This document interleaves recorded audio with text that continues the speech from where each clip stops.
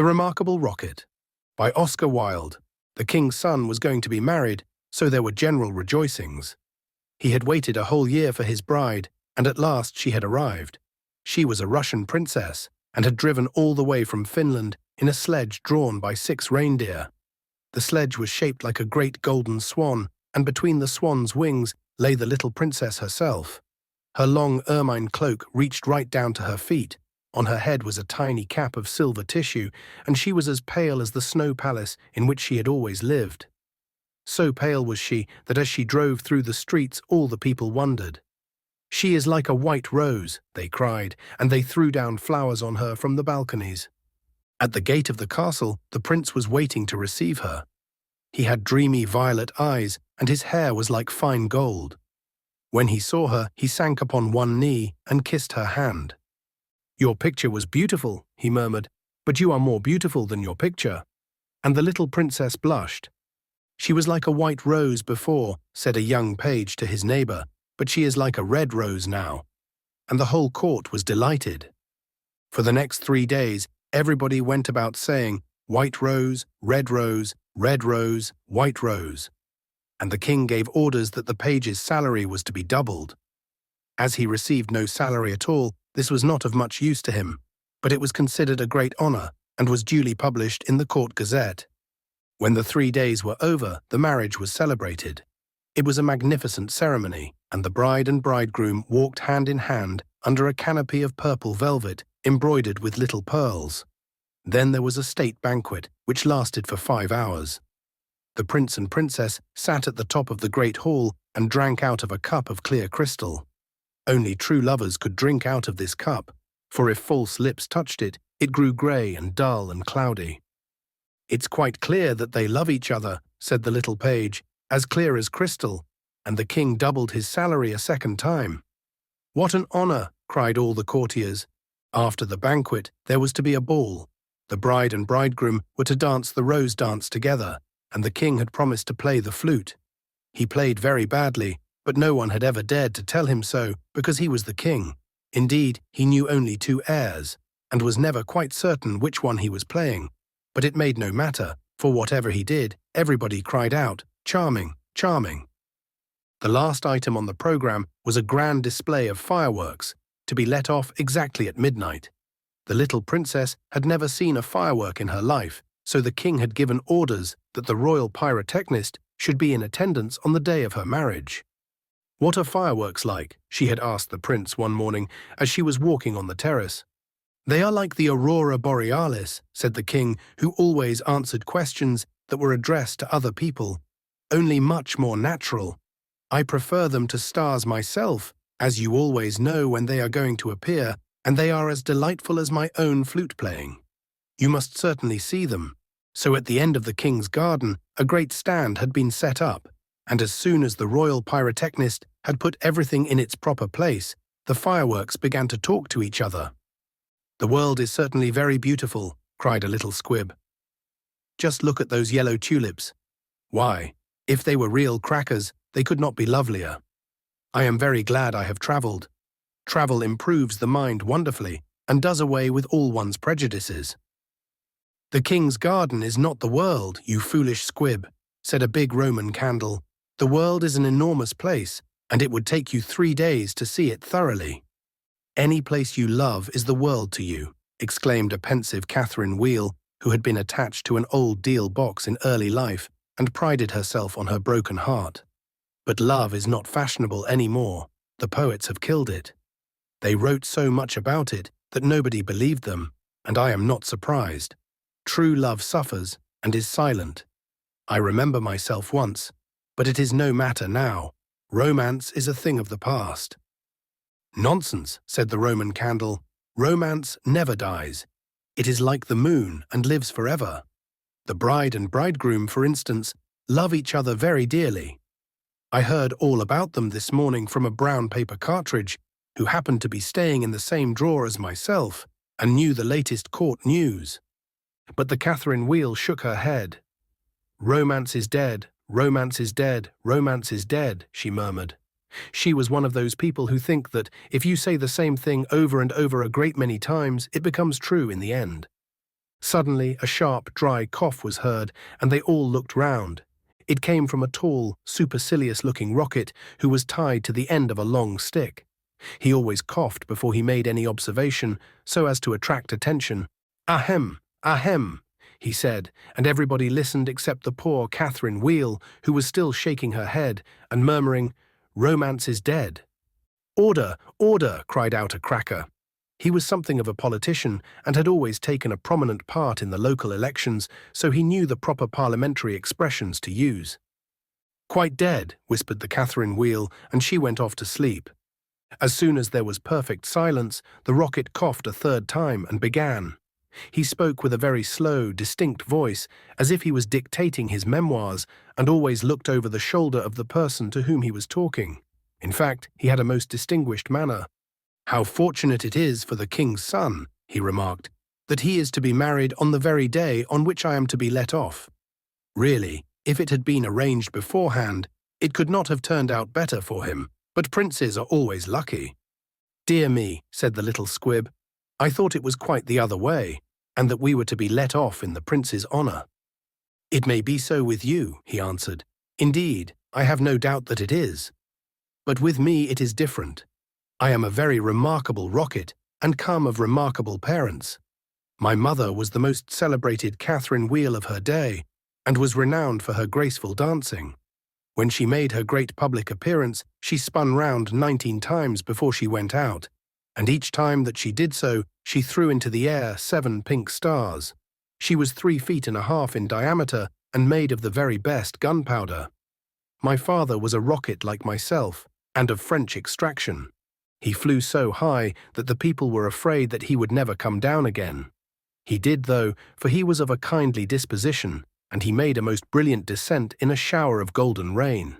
The newspapers wrote about his performance in very flattering terms. Indeed, the Court Gazette called him a triumph of pyrotechnic art. "Pyrotechnic, you mean," said a Bengal light. "I know it is pyrotechnic, for I saw it written on my own canister."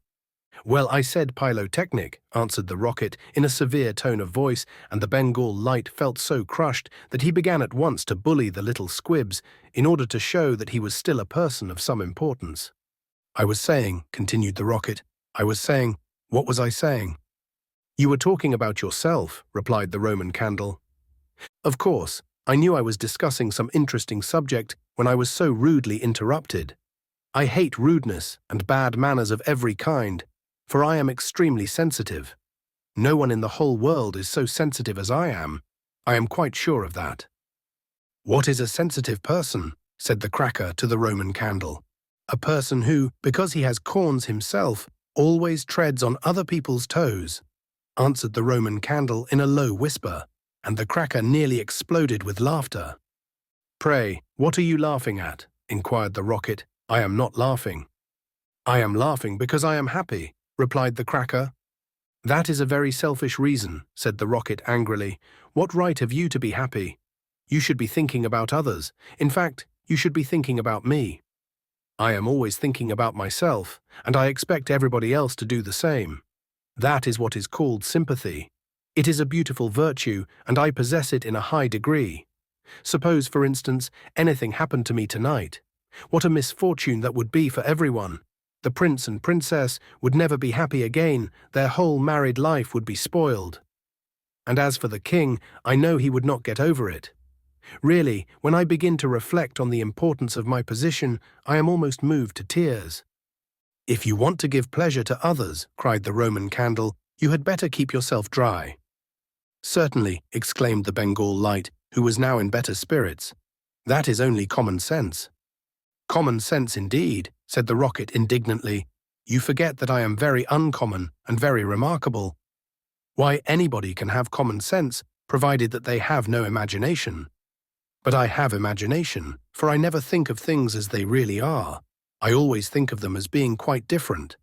As for keeping myself dry, there is evidently no one here who can at all appreciate an emotional nature. Fortunately for myself, I don't care. The only thing that sustains one through life is the consciousness of the immense inferiority of everybody else, and this is a feeling that I have always cultivated. But none of you have any hearts.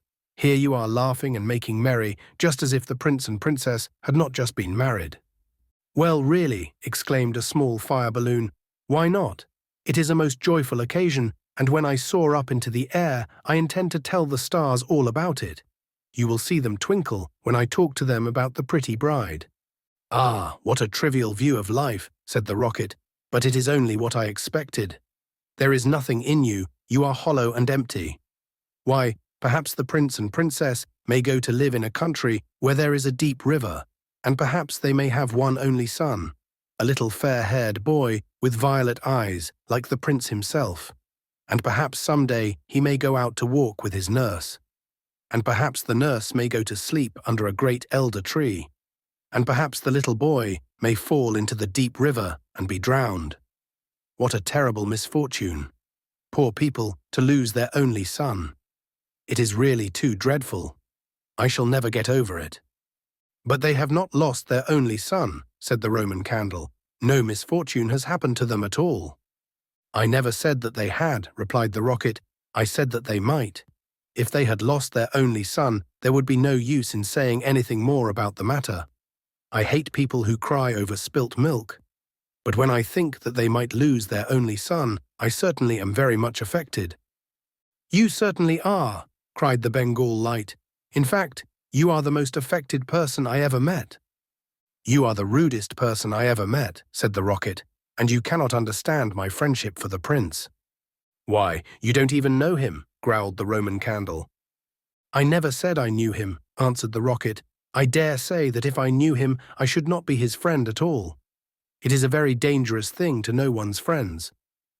"You had really better keep yourself dry," said the fire balloon. "That is the important thing." "Very important for you, I have no doubt," answered the rocket, "but I shall weep if I choose." And he actually burst into real tears, which flowed down his stick like raindrops, and nearly drowned two little beetles, who were just thinking of setting up house together and were looking for a nice dry spot to live in. "He must have a truly romantic nature," said the Catherine Wheel, "for he weeps when there is nothing at all to weep about." And she heaved a deep sigh and thought about the deal box. But the Roman candle and the Bengal light were quite indignant and kept saying, "Humbug, humbug," at the top of their voices. They were extremely practical, and whenever they objected to anything, they called it humbug.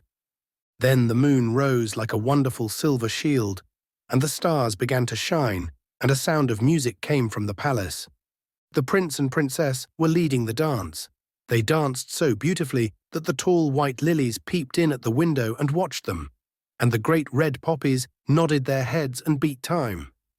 Then 10 o'clock struck, and then 11, and then 12, and at the last stroke of midnight everyone came out on the terrace, and the king sent for the royal pyrotechnist. "Let the fireworks begin," said the king, and the royal pyrotechnist made a low bow and marched down to the end of the garden. He had 6 attendants with him, each of whom carried a lighted torch at the end of a long pole. It was certainly a magnificent display. Whiz, whiz, went the Catherine wheel as she spun round and round. Boom, boom, went the Roman candle. Then the squibs danced all over the place, and the Bengal lights made everything look scarlet. "Goodbye," cried the fire balloon as he soared away, dropping tiny blue sparks. "Bang, bang," answered the crackers, who were enjoying themselves immensely. Everyone was a great success, except the remarkable rocket. He was so damp with crying that he could not go off at all. The best thing in him was the gunpowder, and that was so wet with tears that it was of no use. All his poor relations, to whom he would never speak, except with a sneer, shot up into the sky like wonderful golden flowers with blossoms of fire. "Huzzah! Huzzah!" cried the court, and the little princess laughed with pleasure. "I suppose they are reserving me for some grand occasion," said the rocket. "No doubt that is what it means," and he looked more supercilious than ever. The next day the workmen came to put everything tidy. "This is evidently a deputation," said the rocket. "I will receive them with becoming dignity." So he put his nose in the air and began to frown severely, as if he were thinking about some very important subject. But they took no notice of him at all till they were just going away. Then one of them caught sight of him. "Hallo!" he cried. "What a bad rocket! and he threw him over the wall into the ditch. Bad rocket, he said, as he whirled through the air. Impossible. Grand rocket, that is what the man said. Bad and grand sound very much the same, indeed they often are the same, and he fell into the mud. It is not comfortable here, he remarked, but no doubt it is some fashionable watering place, and they have sent me away to recruit my health. My nerves are certainly very much shattered, and I require rest. Then a little frog, with bright jeweled eyes and a green mottled coat, swam up to him. A new arrival, I see, said the frog. Well, after all, there is nothing like mud. Give me rainy weather and a ditch, and I am quite happy. Do you think it will be a wet afternoon? I am sure I hope so, but the sky is quite blue and cloudless. What a pity. Ahem, said the rocket, and he began to cough. What a delightful voice you have, cried the frog. Really it is quite like a croak, and croaking is of course the most musical sound in the world. You will hear our glee club this evening. We sit in the old duck pond close by the farmer's house, and as soon as the moon rises, we begin. It is so entrancing that everybody lies awake to listen to us. In fact, it was only yesterday that I heard the farmer's wife say to her mother that she could not get a wink of sleep at night on account of us. It is most gratifying to find oneself so popular. Ahem, said the rocket angrily. He was very much annoyed that he could not get a word in. A delightful voice, certainly, continued the frog. I hope you will come over to the duck pond. I am off to look for my daughters. I have 6 beautiful daughters, and I am so afraid the pike may meet them. He is a perfect monster, and would have no hesitation in breakfasting off them. Well, goodbye. I have enjoyed our conversation very much, I assure you. Conversation indeed, said the rocket. You have talked the whole time yourself. That is not conversation. Somebody must listen, answered the frog, and I like to do all the talking myself. It saves time and prevents arguments. But I like arguments, said the rocket. I hope not, said the frog complacently. Arguments are extremely vulgar, for everybody in good society holds exactly the same opinions. Goodbye a second time. I see my daughters in the distance, and the little frog swam away. You are a very irritating person, said the rocket, and very ill-bred. I hate people who talk about themselves, as you do, when one wants to talk about oneself, as I do. It is what I call selfishness, and selfishness is a most detestable thing, especially to any one of my temperament, for I am well known for my sympathetic nature. In fact, you should take example by me. You could not possibly have a better model. Now that you have the chance, you had better avail yourself of it, for I am going back to court almost immediately. I am a great favorite at court. In fact, the prince and princess were married yesterday in my honor. Of course, you know nothing of these matters, for you are a provincial. There is no good talking to him, said a dragonfly who was sitting on the top of a large brown bulrush. No good at all, for he has gone away. Well, that is his loss, not mine, answered the rocket. I am not going to stop talking to him merely because he pays no attention. I like hearing myself talk. It is one of my greatest pleasures.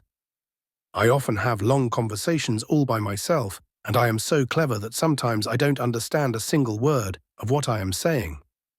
Then you should certainly lecture on philosophy, said the dragonfly, and he spread a pair of lovely gauze wings and soared away into the sky.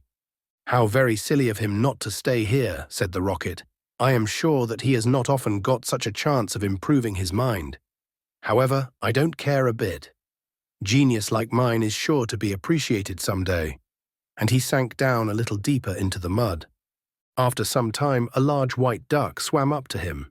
She had yellow legs and webbed feet, and was considered a great beauty on account of her waddle. Quack, quack, quack, she said. What a curious shape you are. May I ask, were you born like that, or is it the result of an accident? It is quite evident that you have always lived in the country, answered the rocket. Otherwise you would know who I am. However, I excuse your ignorance. It would be unfair to expect other people to be as remarkable as oneself. You will no doubt be surprised to hear that I can fly up into the sky and come down in a shower of golden rain. I don't think much of that, said the duck, as I cannot see what use it is to anyone. Now, if you could plough the fields like the ox, or draw a cart like the horse, or look after the sheep like the collie dog, that would be something." "My good creature," cried the rocket in a very haughty tone of voice, "I see that you belong to the lower orders. A person of my position is never useful. We have certain accomplishments, and that is more than sufficient. I have no sympathy myself with industry of any kind, least of all with such industries as you seem to recommend. Indeed, I have always been of opinion that hard work is simply the refuge of people who have nothing whatever to do." "Well, well," said the duck, who was of a very peaceable disposition and never quarrelled with anyone. "Everybody has different tastes. I hope, at any rate, that you are going to take up your residence here." "Oh dear no," cried the rocket. "I am merely a visitor, a distinguished visitor. The fact is that I find this place rather tedious. There is neither society here nor solitude. In fact, it is essentially suburban.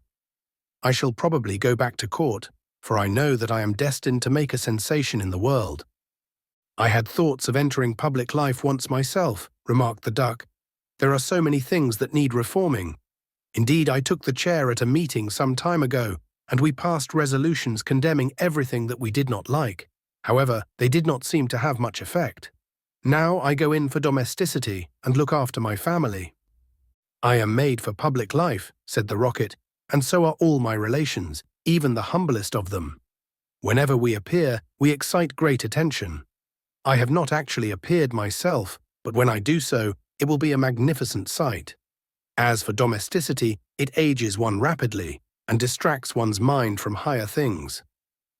"Ah, the higher things of life, how fine they are," said the duck, "and that reminds me how hungry I feel."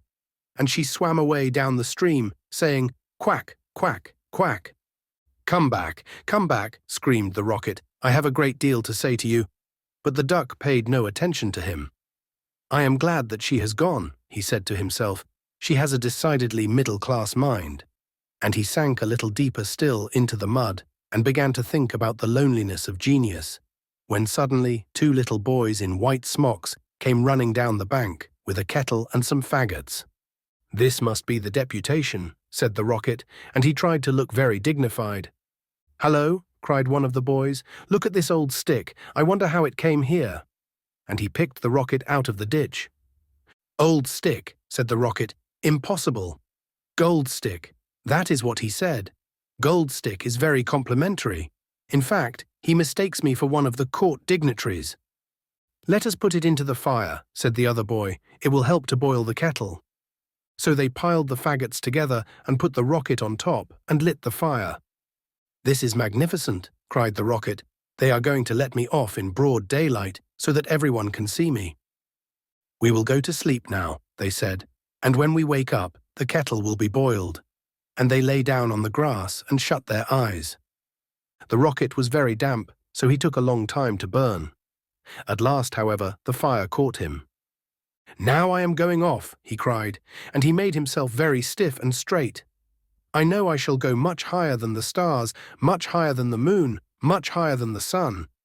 In fact, I shall go so high that fizz, fizz, fizz," and he went straight up into the air. "Delightful," he cried. "I shall go on like this forever. What a success I am." But nobody saw him. Then he began to feel a curious tingling sensation all over him. "Now I am going to explode," he cried. "I shall set the whole world on fire and make such a noise that nobody will talk about anything else for a whole year." And he certainly did explode. Bang, bang, bang went the gunpowder. There was no doubt about it. But nobody heard him, not even the 2 little boys, for they were sound asleep. Then all that was left of him was the stick, and this fell down on the back of a goose who was taking a walk by the side of the ditch. "Good heavens," cried the goose, "it is going to rain sticks," and she rushed into the water. "I knew I should create a great sensation," gasped the rocket, and he went out.